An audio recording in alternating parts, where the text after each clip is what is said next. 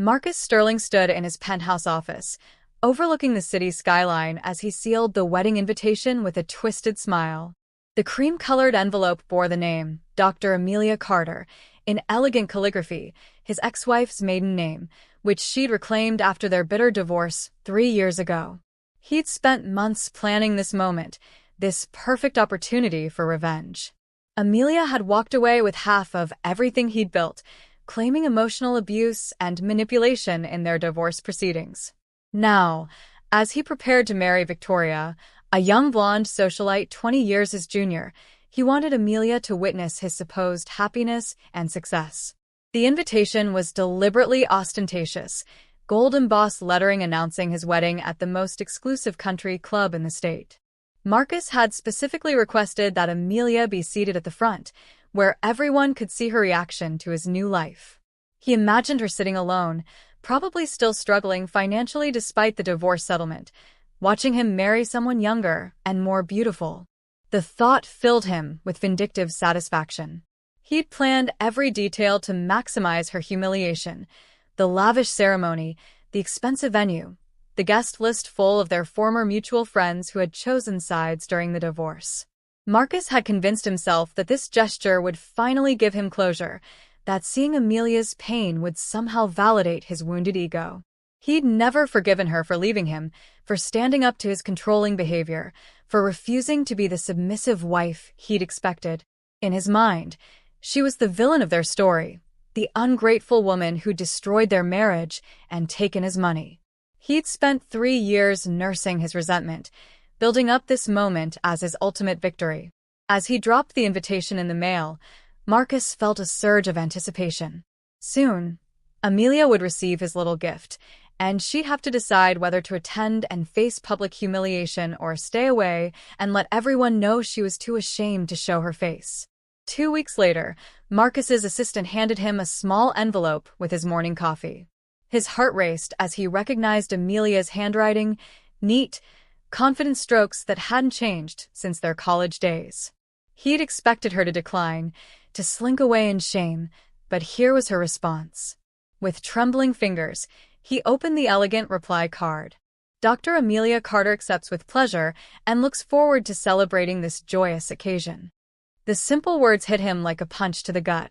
There was no anger, no bitterness, just a gracious acceptance that left him feeling strangely deflated.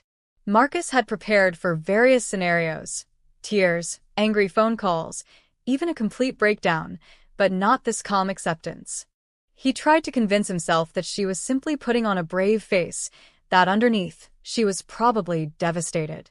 Victoria, his bride-to-be, found his obsession with his ex-wife's response troubling.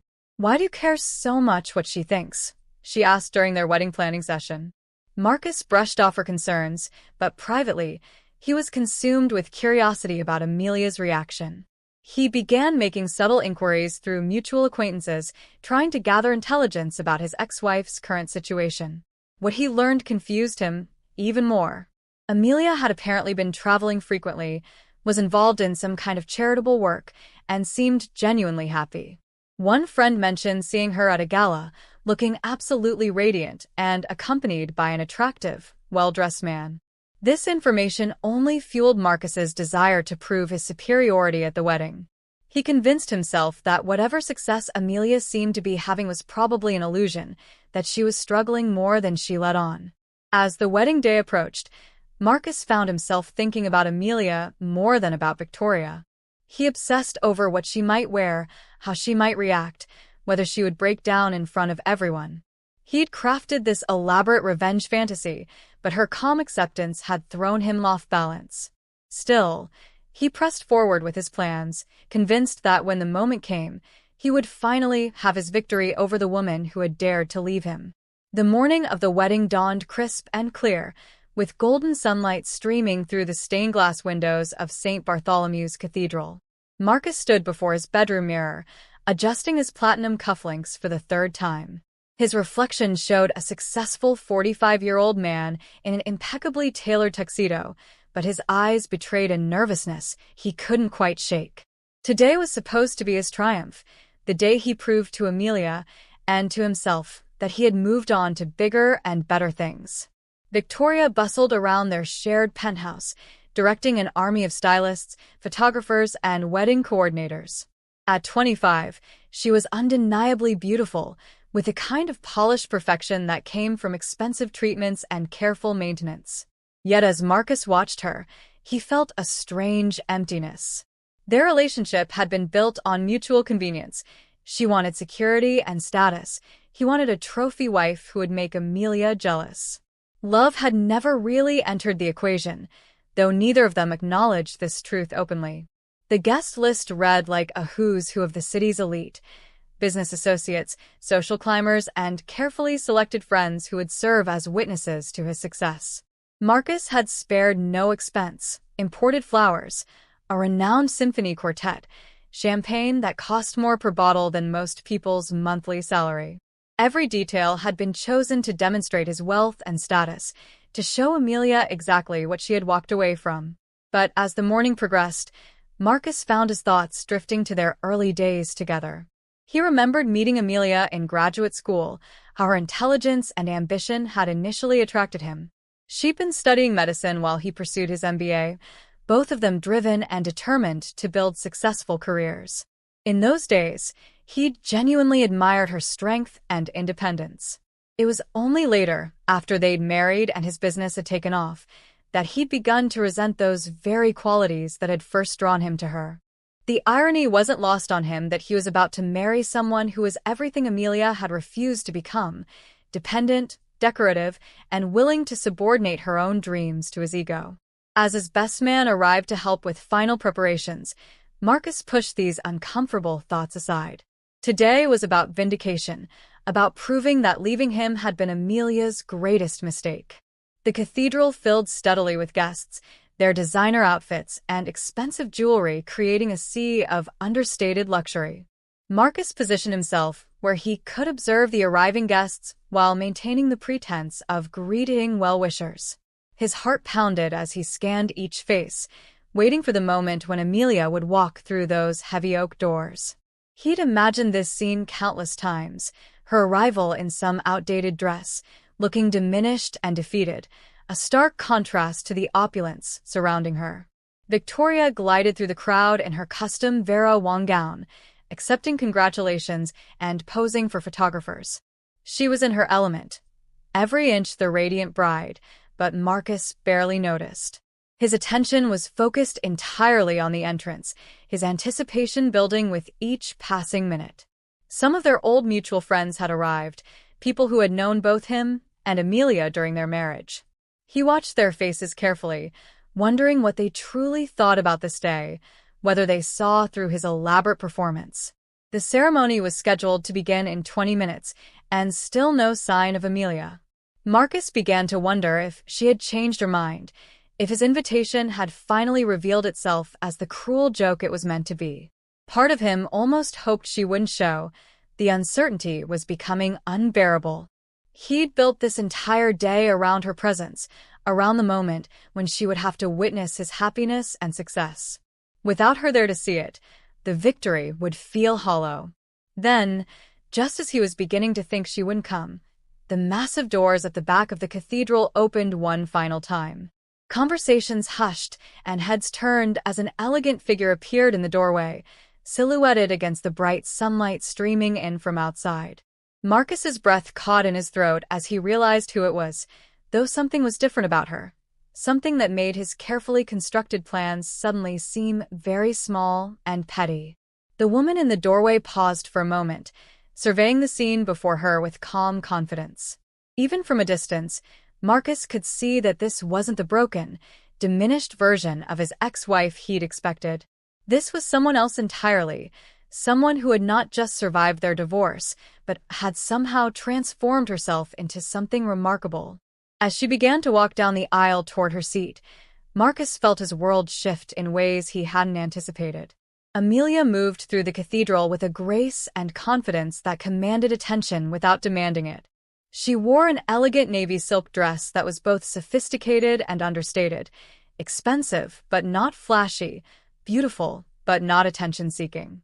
Her hair, once shoulder-length and carefully styled to please Marcus's preferences, now fell in natural waves past her shoulders, with subtle highlights that caught the light from the stained glass windows. But it was her demeanor that truly shocked everyone who knew her from before.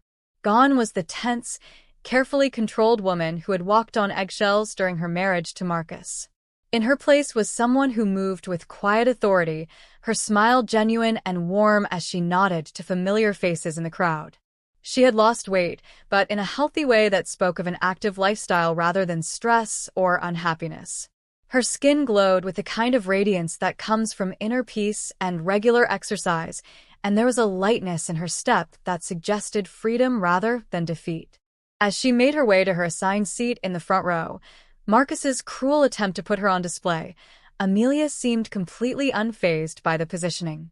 She settled into her chair with the composure of someone attending a pleasant social gathering rather than the orchestrated humiliation Marcus had intended. Several guests who had known her during her marriage did double takes, whispering among themselves about the remarkable change in her appearance and demeanor. What Marcus couldn't see from his position near the altar was the small entourage that had accompanied Amelia to the cathedral. A distinguished older gentleman with silver hair and kind eyes had escorted her to her seat, along with an elegantly dressed woman who appeared to be close to Amelia's age. They weren't seated in the general congregation but had been placed in a special section reserved for honored guests, though Marcus certainly hadn't authorized any such arrangement. The biggest shock came when Marcus noticed the small pin on Amelia's dress lapel, a humanitarian award from the United Nations, one of the most prestigious honors given to civilians for exceptional service to global causes. As the realization of what this meant began to dawn on him, Marcus felt his elaborate revenge fantasy crumbling around him. This wasn't the broken, struggling ex-wife he'd expected to humiliate. This was someone who had clearly built a life of meaning and purpose, someone who had not just survived their divorce, but had used it as a springboard to something far greater than anything they'd achieved together. As the wedding march began, Marcus took his position at the altar, but his mind was reeling from Amelia's unexpected transformation. Victoria appeared at the back of the cathedral, a vision in white silk and diamonds, but for the first time in months, Marcus found himself looking past his bride to the woman sitting calmly in the front row. Amelia watched the proceedings with polite interest, showing none of the pain or jealousy he'd anticipated. Instead, she seemed genuinely present for the moment, her face expressing the kind of serene happiness that people display at weddings of friends they truly care about. The officiant began the traditional ceremony, speaking about love, commitment, and the sacred bond of marriage. Marcus tried to focus on Victoria's face, on this moment he'd planned so carefully, but his attention kept drifting to Amelia. She listened to the vows with what appeared to be genuine attention, occasionally nodding slightly, as if she found wisdom in the words being spoken. There was no bitterness in her expression, no sign that she was struggling with painful memories or regrets about their own failed marriage. When the officiant asked if anyone had objections to the union, Marcus felt a moment of panic, wondering if Amelia might speak up. But she remained quietly seated, her hands folded peacefully in her lap, offering no interruption to the proceedings. The moment passed, and Marcus realized he was almost disappointed by her lack of reaction. He'd built this entire elaborate scenario around the assumption that seeing him remarry would devastate her, but she appeared to be genuinely happy for him. Victoria's responses to her vows were practiced and perfect, delivered with the confidence of someone who had rehearsed extensively for this performance. But as Marcus listened to her promise to love him for richer or poorer, in sickness and in health, he found himself remembering similar words Amelia had spoken to him 15 years earlier. Back then, those promises had been delivered with trembling emotion and absolute sincerity. Amelia had meant every word, had tried desperately to honor those vows even as their marriage deteriorated under the weight of his controlling behavior and emotional manipulation. As he recited his own vows to Victoria, Marcus caught Amelia's eye for just a moment. Instead of pain or jealousy, he saw something that shook him to his core: compassion. She was looking at him with a kind of gentle sympathy reserved for someone making a mistake they don't yet understand. In that brief exchange, Marcus realized that Amelia wasn't here to be humiliated or to witness his triumph. She was here because she genuinely wished him well, despite everything he'd put her through. The reception was held in the country club's grand ballroom, decorated with thousands of white roses and crystal chandeliers that cast rainbow patterns across the marble floors. Marcus had spared no expense in creating an atmosphere of luxury and sophistication, but as he moved through the crowd accepting congratulations, his attention remained fixed on Amelia. She had been seated at what he'd intended to be the punishment table, far from the wedding party but clearly visible to all the important guests, yet she seemed to be enjoying herself immensely. What Marcus hadn't anticipated was how many people would be drawn to Amelia throughout the evening. Former colleagues, mutual friends, and even strangers seemed magnetized by her presence. She moved through conversations with an ease and warmth that he remembered from their early years together, but amplified by a confidence and inner peace that was entirely new. He watched in growing confusion as guest after guest sought her out, their faces lighting up when they spoke with her. During the cocktail hour, Marcus overheard fragments of conversations that left him increasingly bewildered. Someone mentioned Amelia's work with refugee medical clinics. Another person praised her recent keynote speech at an international humanitarian conference. A prominent businessman's wife gushed about the children's hospital Amelia had helped establish in Central America, funded by grants she'd personally secured from major foundations. With each overheard conversation, Marcus felt his worldview shifting uncomfortably.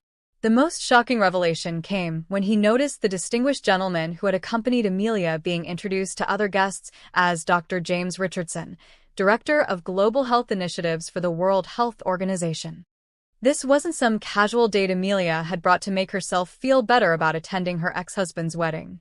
This was one of the most respected figures in international medicine, and he was clearly here as her partner, both professionally and personally.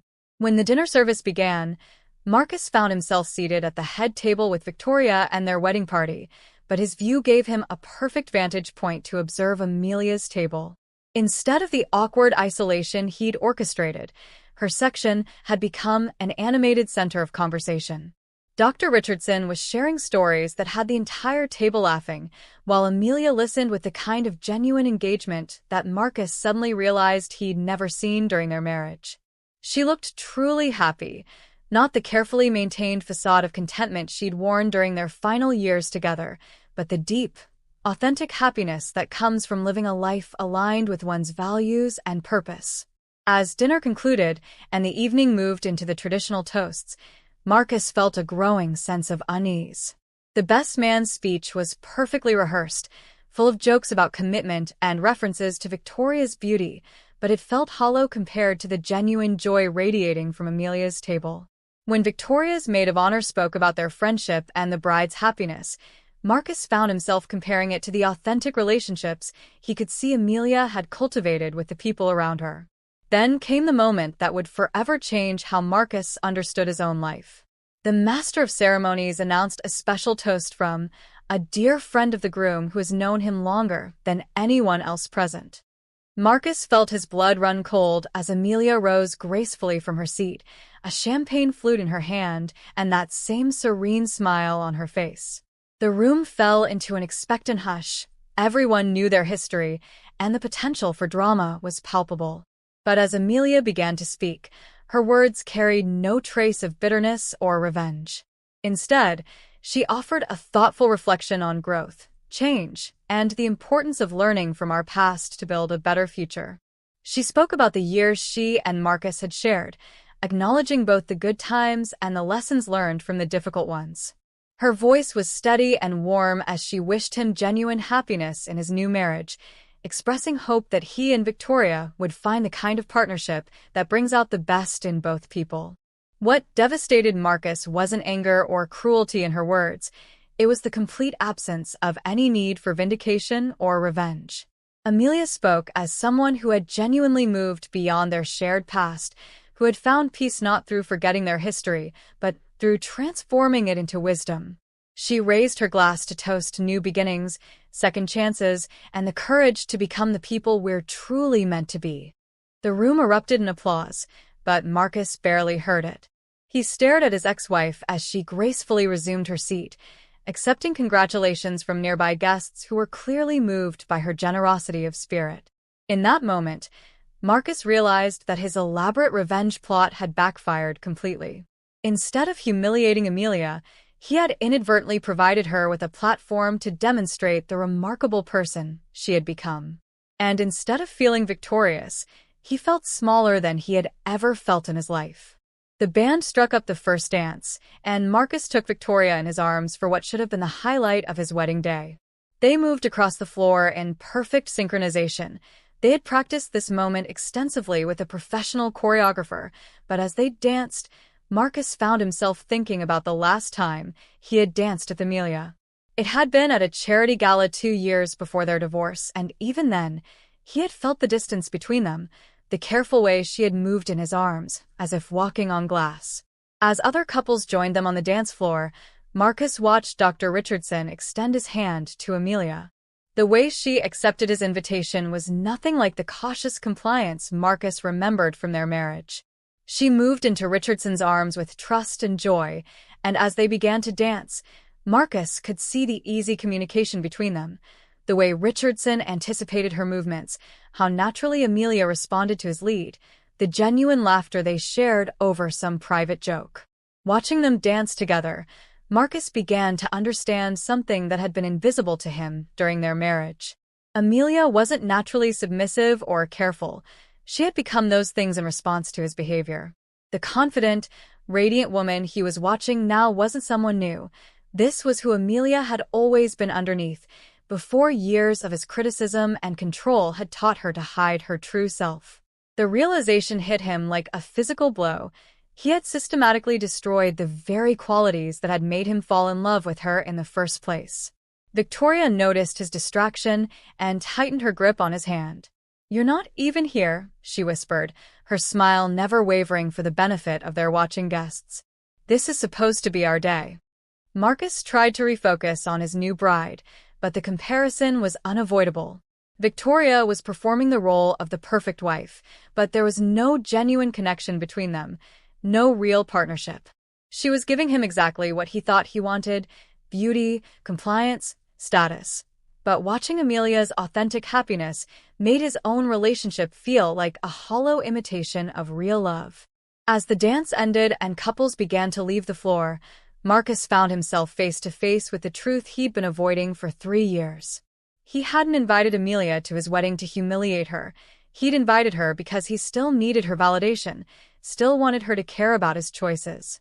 The elaborate revenge fantasy had been his attempt to make her feel as small and rejected as he had felt when she'd found the strength to leave him. As the evening wound down and guests began to make their departures, Marcus positioned himself near the exit, hoping to intercept Amelia before she left. He wasn't sure what he wanted to say, but he felt compelled to speak with her, to somehow address the revelation that had been building throughout the night. When she approached with Dr. Richardson and their companions, Marcus stepped forward, his heart pounding with an emotion he couldn't quite identify. "Amelia," he began, his voice catching slightly. "Thank you for coming. And for the toast. It was unexpected." She looked at him with those same compassionate eyes he'd noticed during the ceremony, and for a moment, Marcus saw a flash of the woman he'd fallen in love with all those years ago. But this version was stronger, more complete, tempered by experiences that had clearly transformed her into someone remarkable. "I'm glad I came, Marcus," she replied gently. "You look happy, and that's what matters." Her words were sincere, without a trace of sarcasm or hidden meaning. She genuinely meant what she said, which somehow made it worse. Before he could respond, Dr. Richardson stepped forward, extending his hand with a warm smile. "Congratulations on your marriage, Marcus. Amelia speaks of you with great fondness. She's told me how much your shared experiences taught her about the kind of partnership she wanted to build." The final shock came as they were saying their goodbyes. Another guest approached their small group, clearly excited to speak with Amelia. "Dr. Carter, I just wanted to thank you again for agreeing to keynote our gala next month. The Children's Hospital Foundation is thrilled to have someone of your caliber representing our cause." The woman continued, The work you've done establishing medical clinics in underserved communities has been truly inspiring. That documentary about your work in Guatemala brought tears to my eyes. As the full scope of Amelia's post-divorce life became clear, Marcus felt the ground shifting beneath him. She had taken the settlement money, the amount he'd resented paying, and used it not for personal luxury, but as seed capital for humanitarian work that was changing lives around the world. She had transformed their failed marriage into the foundation for a life of service and meaning that far exceeded anything they might have achieved together. As Amelia walked away on Dr. Richardson's arm, surrounded by people who clearly admired and respected her, Marcus stood frozen in the marble foyer of the country club. Victoria was somewhere behind him, saying goodbye to guests and planning their departure for their honeymoon in the Maldives. But Marcus couldn't move, couldn't process what he had learned. He had set out to prove his superiority over the woman who had left him, but instead had discovered that in losing Amelia, he had lost his chance to be part of something truly meaningful. She hadn't just survived their divorce. She had used it as a catalyst to become the person she was always meant to be. And in his petty quest for revenge, Marcus realized he had revealed not her weakness, but his own profound emptiness. The woman he had tried to humiliate had instead shown him, and everyone present, what grace, growth, and genuine happiness actually looked like. His wedding day, meant to be his moment of triumph, had become the mirror that finally showed him who he really was.